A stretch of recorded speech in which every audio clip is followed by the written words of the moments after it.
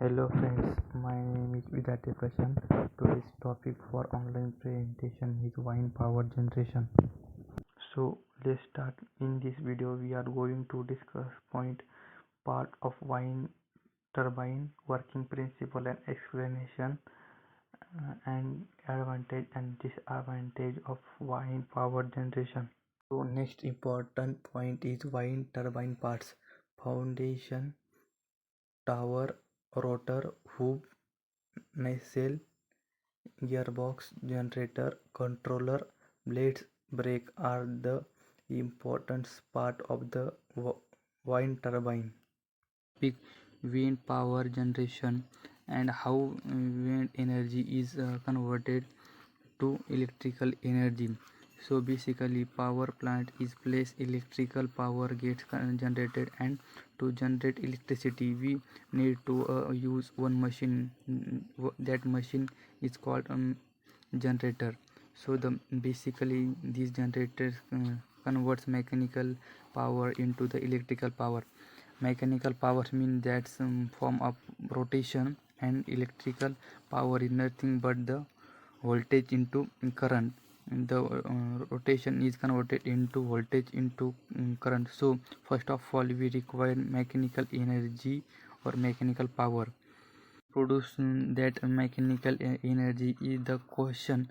So the scientific answer is that because of curvature shape of the earth, there is an uneven heating of the earth surface, there is an uneven atmospheric pressure, and there is always a tendency to of air to flow from high pressure level to low pressure level.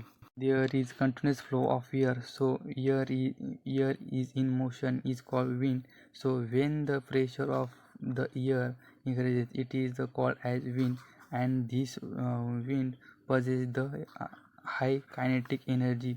So if we use this kinetic energy of wind, the kinetic energy can be used as mechanical energy, and then the mechanical energy can be converted into electrical energy. That is the basic of the wind power generation. So how to convert mechanical energy into electric energy, let's see.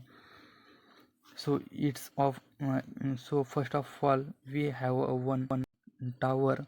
On the top of the tower we have to mount the blades. So basically the function of the tower is to give one mechanical energy support and head into the blades, and the function of the blades is the capture the wind energy. So when the wind blows on the blades, capture the kinetic energy of that wind, and that convert into kinetic energy into mechanical energy. And when the blades rotates, it's having low rpm, revolution per minute. So this low rpm is not to the generated electricity. That's why there is a need of the gearbox. This low rpm has converted into high rpm. That's why gearbox is used. So that gearbox converted low rpm into high rpm, and then high rpm is given to the generated.